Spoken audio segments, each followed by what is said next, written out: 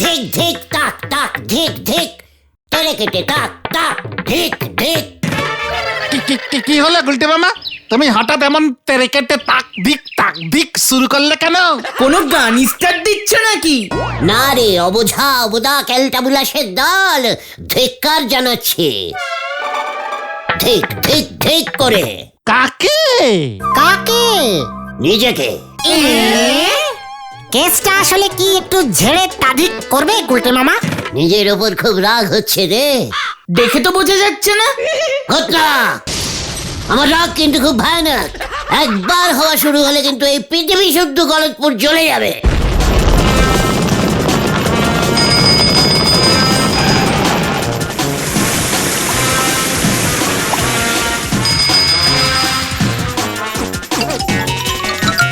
এই আচ্ছা আচ্ছা ঠিক আছে গুলটে মামা, তুমি কি বলতে চাইছো আগে বলো তো। দেখ, আমি তো তোদের লিডার। একদম নো সন্দেহ। লিডার মানে কি? মানে লিডার মানে হলো হেড হেড হেড। হ্যাঁ, স্কুলে যেমন হেড স্যার নতুবাবু লিডার। হ্যাঁ, আর হেড মানে হইল গুরু। জয় গুরু। আমি হইলাম তোদের ইঞ্জিরি মতে লিডার আর বাংলা মতে গুরু। হ্যাঁ, তাতে নিজেকে ধিক্কার জানানোর কি হলো? জানাবো না, জানাবো না, 100 বার জানাবো, 1000 বার জানাবো। এত বড় একজন গুরু হয়ে আমি তোদের এতদিন আমার কোনো বাণী বলিনি। ছি ছি ছি ছি ছি। গুরু বাণী। জয় গুরু। বলো বলো, এখন থেকেই স্টার্ট করো। তুমি আমাদের বাণী শেখাবে? হ্যাঁ রে, রোজ একটা করে বাণী ঝাড়বো আর তোরা লিখে রাখবি। আমি যখন দেহ তুলবো তোরা আমার বাণীর বই ছাপিয়ে বের করিস, নাম দিস গুরুকুলটে চরণের চরণা বাণী। গুলটে মামা কি জয়। আমার প্রথম বাণীটা হইল, গাছের গোড়ায় জল ঢালিয়া যাও, জল ঢালিয়া যাও, বালতি বালতি জল ঢালিয়া যাও, ফল একদিন পাকিবেই। জয় গুরু। কোন গাছে জল ঢালবো গুলটে মামা? কোন ফল গাছে? পেয়ারা? রে পাঁচু, গুরুর বাণী কিছুই বোঝেনি দুটো। দেখেছিস ক্যালটা বুলাস কোথাকারে? আমিও বুঝিনি। হ্যাঁ, তুইও বুঝিস নি? তা বুঝবি কি করে? খুব গভীর বাণী তো, সকলে বোঝে না। তুমি একটু ইজিকালি করে বুঝিয়ে দাও না। ইহা খানে কভি বুঝাইতে চাহিয়াছেন যে, চেষ্টা করিয়া যাও ফল ফলিবে।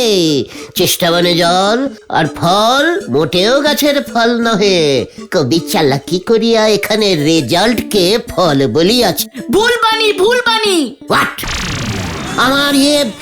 আমার বাণী ভুল? পাঁচু, ঘটনাকে সাবধান করে দে, ও ডাইরেক্ট গুরুর বাণীকে চ্যালেঞ্জিং করছে। আমি ক্লাস 7-এ 7 বার চেষ্টা করেও পাস করতে পারিনি, মানে রেজাল্ট ফলেনি। ওরে গলতপুরের লো বাজেটের বলদ ঘটন, ক্লাস 7 মাত্র 7 বার চেষ্টা করিলেই পাশ করা যায় না। মিনিমাম 11 বার চেষ্টা করিলে ফল ফলিত। এই বাণীটা আগে বলতে পারোনি? গুলটে মামা, গুলটে মামা, তুমি এখানে? কেন রে ঢিলা, কি হয়েছে? কার ফল পেকেছে? তোমার। হ্যাঁ, কি বলতে চাইছিস কি তুই? তুমি এখনই বাড়ি যাও, একটা সাংঘাতিক চিঠি এসেছে। চিঠি পড়ে পিসমা হাউ হাউ করে কাঁদছে। কি বলছিস কি? হোয়াট? চিঠি মানে টেলার? Letter letter letter. আহা, মানে ওই একই হলো। সাংঘাতিক লেটারগুলোকে টেলারই বলে। এই তুই তুই তুই তুই তুই তুই জানলি কি করে রে ঢিলা? গুলটে মামার বাড়ির পাশ দিয়ে যাচ্ছিলাম, পিসিমা উঠানে ছিল। আমাকে দেখে হাউ হাউ করে কেঁদে উঠে বলল,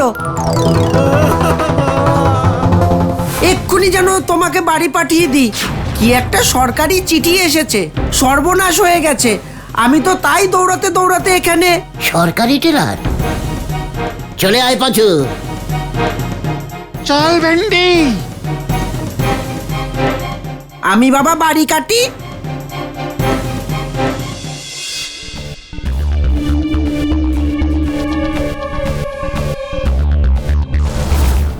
এই চিঠিতে লেখা আছে, সরকার থেকে জমিদার গগনচরণের প্রাসাদটা নিলামে তুলবে।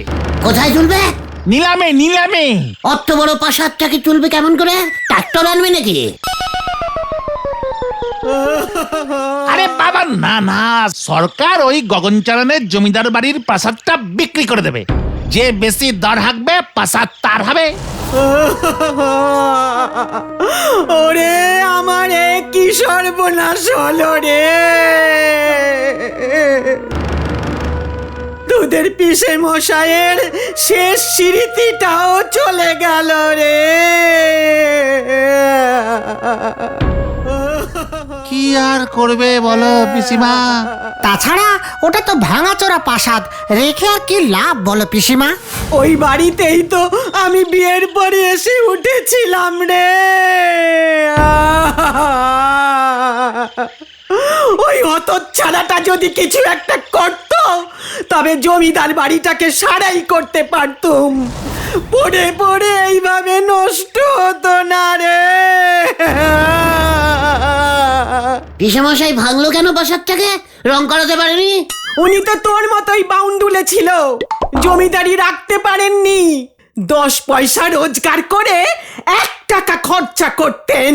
আর এই জন্য তো আমি 1 টাকাও রোজগার করি না। বসে বসে খেতে পারিস আর গুলতানি মারতে পারিস। এই ঠিক আছে ঠিক আছে, এখন আর দুঃখ করে কি হবে বলো? ওই জমিদার বাড়ি ছেড়ে তো তোমরা সেই কবেই চলে এসেছো। আমি ছাড়বো না, আমি নেহি ছাড়ুঙ্গা। কি ছাড়বে না তুমি গুলটে মামা? ওই প্রাসাদ আমার পিসে মশাইয়ের, আমি দর হাঁকবো। আরে কবে দর হাঁকা হবে? চিঠিতে তো লিখেছে আগামীকাল সকালে নিলাম বসবে। চল আমরাও যাব। জয় গুরু। যা, শেষ দেখাটা দেখে আয়। সব চলে গেল আমার।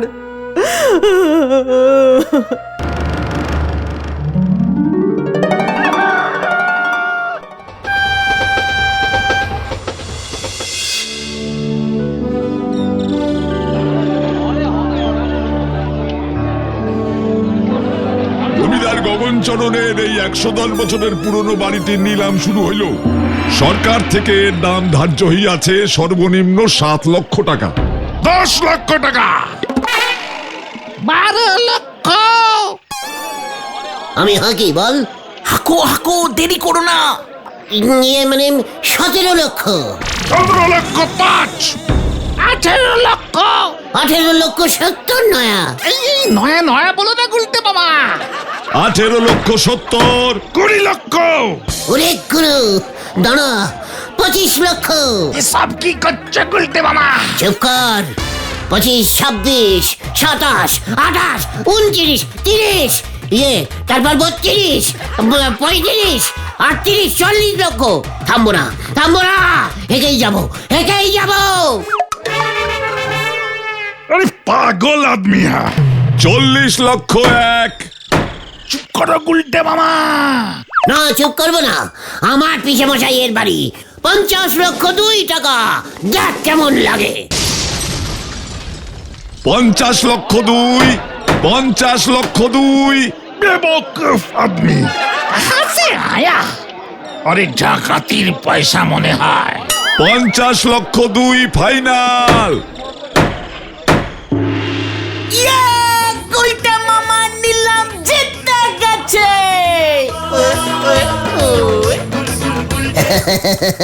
এই প্রাসাদটা আমি নিলাম। তার আগে আপনি এদিকে আসুন স্যার, অ্যাডভান্স করে যান। প্রাসাদ কি এক্ষুনি দিয়ে দেবে বললো? আচ্ছা ঠিক আছে নিচ্ছি। উল্টে মামা টাকা চাইছে, অ্যাডভান্স করতে হবে। ইয়ে মানে টাকা কেন? টাকা মানে আমি তো দর হাঁকলাম, টাকা কিসের? আমি তো প্রাসাদ নিয়ে নিয়েছি। আরে 50 লক্ষ টাকা এখন পাবে কোথায়? এত দর হাঁকতে কে বলেছিল? টাকা দিয়েই তোমাকে নিতে হবে। স্যার সময় নেই হাতে, অ্যাডভান্স করে সই করে যান, বাকিটা সদর অফিসে গিয়ে জমা দেবেন। ইয়ে মানে স্যার, মানে দাদা, কত লাগবে অ্যাডভান্সিং এ? আপনার দাম তো 50 লক্ষ 2,000 টাকা। না তো, আমি তো বললাম 50 লক্ষ 2 টাকা। মানে ঠিক আছে, এখন তো বুকিং মানি লাগবে। চেকিং মানি দিলে হবে না? সেটা আবার কি? মানে বলছি চেক মানে চেক দিলে হবে না? চেক? ও ঠিক আছে তাই দিন, তবে আজকের ডেটে চেক দিতে হবে। এবার চেক কোথায় পাবে গুলটে মামা? মানে ও চেক দিলেও হবে? এ বাবা যা, আবার কি হলো? এই পেনটা আনতেই তো ভুলে গেছি। ওফ, কার পাল্লায় পড়লুম রে বাবা। ঠিক আছে, এই নিন, আমার পেনটা দিচ্ছি। এ বাবা, অন্যের পেন দিয়ে সই করলে আমার সইটা জাল হয়ে যাবে না? আমাকে এত বড় বোকা ভেবেছেন আপনি? আপনি ক্যাশই দিন। টোটাল 50,02 টাকা হলো না? হ্যাঁ, পাঁচু, খুচরো 2 টাকা অ্যাডভান্সিং কর, বাকিটা কালকে দিচ্ছি। এই যে দাদা শুনুন, আমি চলে যাচ্ছি। কালকের মধ্যে সদর অফিসে এসে পুরো টাকাটা না দিলে নিলাম ক্যান্সেল। গুলটে মামা গো, অনেক হেঁকেছ, এবার বাড়ি চলো। এটা নিলাম কোথায় হলো? এটা তো দিলাম হয়ে গেল। সরকারের কাছে কমপ্লেনিং করব আমি। মানে? তোরা তো বললি যে বেশি দর হাঁকবে সেই প্রাসাদটা পাবে। টাকা তো দিতে হবে। টাকা দিলে তো ওটা দিলাম হয়ে গেল। দর হেঁকে আমি যে বললাম প্রাসাদ নিলাম, সেটা বুঝি কিছু না। ঠিক আছে ঠিক আছে, এখন বাড়ি চলো তো, বাড়ি চলো, ট্রেন পাবো না আবার। ঠিক আছে ঠিক আছে, চল। এটা কেমন দিলাম টাইপের নিলাম হলো। এখন পিসেমশাইয়ের প্রাসাদটা নেবার পর ওরা আবার টাকা দিতে বলছে। পিসেমশাইয়ের ঝুলানো স্বভাবটা আর গেল না দেখছি, আমাকে এখনো ঝুলিয়ে দিয়ে চলে গেল।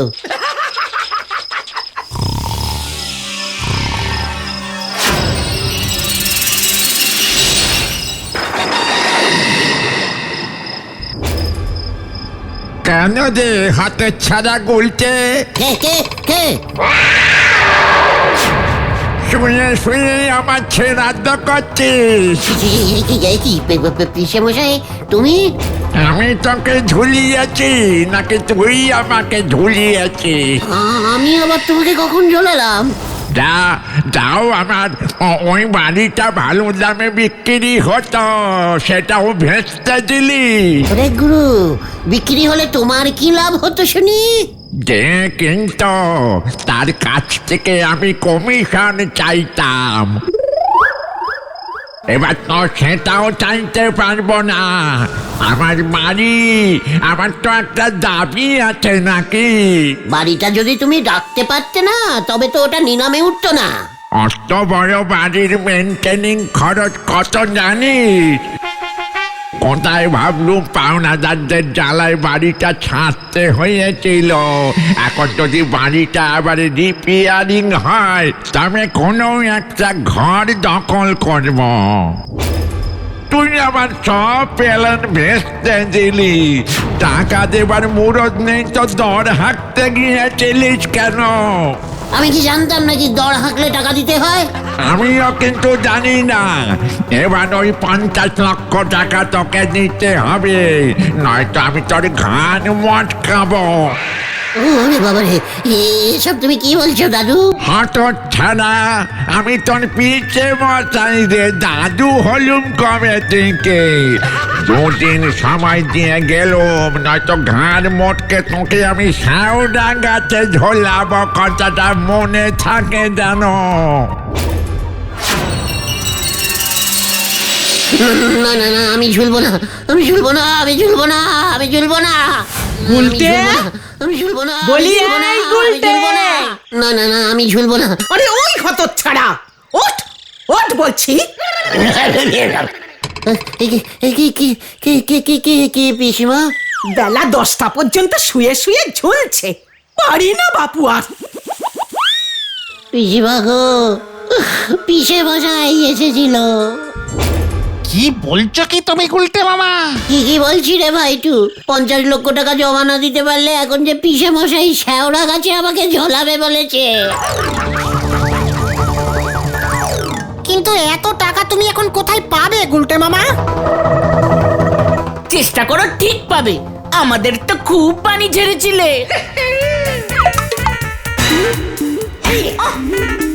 দাঁড়াও তো, চলো তো নরদার কাছে যাই। হ্যাঁ, তাই চল ভাইটুগণ। আপনার পিসি মশাই এমন তরি কমিশন খাওয়া জমিদার ছিল, আগে তো জানতাম না। নড়া, কাটা পায়ে চুনের ছিটে দিবি না বলে দিলাম। ওটা কাটা ঘায়ে নুনের ছিটে হবে গো গুলটে মামা। হোক, যা ইচ্ছে হোক, আমি যদি শেওড়া গাছে ঝুলি না, তোদের নিয়েই আমি ঝুলবো, একা ঝুলবো না, বলে দিলাম। নড়াদা গো, তুমি কিছু একটা বুদ্ধি দাও না গো। বুদ্ধির কি আছে? সোজা ব্যাংকে চলে যান, নন করে টাকাটা জমা করে দেন। তারপর অত টাকা শোধ দেবে কেমন করে গুলটে মামা শুনি? তারপর আবার ওই বাড়ি বেচে দেবেন 50 লক্ষ টাকায়। ঠিক বলেছিস, রাইট রাইট। আগে কিনবো, তারপর বেচবো। 50 লক্ষ না, 60 লক্ষ টাকায় বেচবো। ওই দেখেন, কমিশনের স্বভাবটা দেখতেছি আপনার মধ্যেও ঢুকি গেছে। নোরা, এই ঠিক আছে ঠিক আছে, কিন্তু ব্যাংক এমনি এমনি চাইলেই অত টাকা লোন দিয়ে দেবে? সে দেবে না, তার জন্য কিছু বন্ধক রাখতে হবে। কি বন্ধ করতে হবে বল? এক্ষুনি বন্ধ করে দিচ্ছি। আরে আরে বন্ধ না বন্ধক বন্ধক মানে ব্যাংক 50 লক্ষ টাকার জিনিস জমা রেখে তবে টাকা দেবে। জিনিসের কি অভাব পড়েছে নাকি এই গলতপুরে? চল চল। কোথায়? চেষ্টা করতে হবে তো। কামান কামান। হয়ে গেল। তিরিপল দিয়ে বাবু চললে জিন্সের প্যান্ট বানাতি, হরি বল। গজেন বাবু, আমাদের মাননীয় গজেন বাবু। ভং সং না কইরা কি কইতে আইছস কইয়া ফেল, আমার অনেক কাম আছে। বলছি আপনার গোডাউনে তো অনেক লোহা আছে, তাই না? আছে, তাতে তোর কি? ইস, দেখেছিস, আমি বলেছিলাম না, গোডাউনে যদি এতগুলো লোহা থাকে তাহলে সেগুলো জং পড়ে যাবে না। কত টাকা লস হয়ে যাবে বলতো গজেন বাবুর? আসল কথাটা কইয়া ফেল কইতাছি। বলছি বলছিলাম যে ওই লোহাগুলো আমাকে দেবেন। তরে তুই কি করবি? বন্ধক দেব। কি করবি, কি দিবি? পাথরে চল। না মানে বলছিলাম যে ব্যাংকের লোহাগুলো সব বন্ধক দিয়ে দেব, তাহলে আর জং পড়বে না। তাই বুঝি? ঠিক আছে, দাঁড়া। ওই মানকা, আমার লোহার শিকল টানতো। শেকল কেন? ব্যাংকে তো শেকল বন্ধক নেয় না। তগ বাইন্দা ব্যাংকে লইয়া যাবো আমি, দাঁড়া। আইসলামি করণের জায়গা পাও নাই। এই গুলটে মামা চলো, হাওয়া খারাপ। মানে ঠিকই লোহা থাক, আমরা বরং আদলা ইটি বন্ধক দেবো। চল রে পাঁচু। 50 লক্ষ টাকার জন্য আপনার জমি শুদ্ধ বাড়িটা বন্ধক দিতে হবে গুলটে বাবু। মানে আমার বাড়ি মানে অন্যের বাড়ি দিলে হবে না? কার বাড়ি কোন বাড়ি বন্ধক রাখবেন সেটা তো আপনার ব্যাপার। মোট কথা বাড়ি চাই, তাই তো? হ্যাঁ, 50 লক্ষ টাকার সমান মূল্যের বাড়ি হতে হবে। মানে সম মানে সমান সমান বাড়ি তো আছে, দিয়ে দেবো। টাকাটা কবে পাবো স্যার? আগে আমরা বাড়িটা দেখব। এক্ষুনি দেখিয়ে দিচ্ছি। কে দেখবে? আপনাদের সঙ্গে আমি লোক পাঠিয়ে দিচ্ছি, ওনাকে দেখিয়ে দেবেন আর বাড়িটার কাগজপত্র দিয়ে দেবেন সঙ্গে। বাড়িতে স্যার অনেক কাগজপত্র আছে স্যার, গুড়ের হাড়িও পাবেন, সেগুলোও নিয়ে নেবেন না হয়। গুলটে মামা, তুমি কার বাড়ির কথা বলছো? ঝোলা গোবিন্দ। খুব ভালো বাড়ি স্যার। ঠিক আছে যান। গুলটে মামা।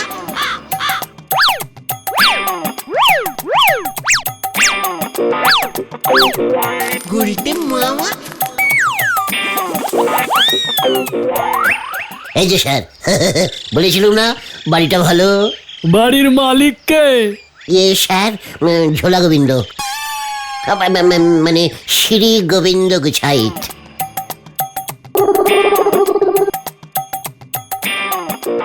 মানে কথা, উজবুক গুলো আমার বাড়ির সামনে কি করছে? এত বড় বাড়িটা ব্যাংকের মধ্যে বন্ধক রাখবেন কি করে স্যার? মানে কথা, তোদের কি চাই এখানে? ব্যাংক থেকে এসেছি। এই বাড়ি উনি বন্ধক রাখতে চাইছেন ব্যাংকে, লোন নেবেন। কি আমার বাড়ি বন্ধক রেখে মানে কথা ও লোন নেবে? মাত্র 50 লক্ষ টাকা। পিসে মশাইয়ের প্রাসাদটা 60 লক্ষ টাকায় আবার নিলামে তুলে বেচে দিয়ে আবার শোধ করে দেবো। 10 লক্ষ টাকা কমিশন। তাই বুঝি? বাড়ির দলিলটা নিয়ে আসুন, দেখবো। এই তো, মানে কথা, দাঁড়া, নিয়ে আসছি। দেখলি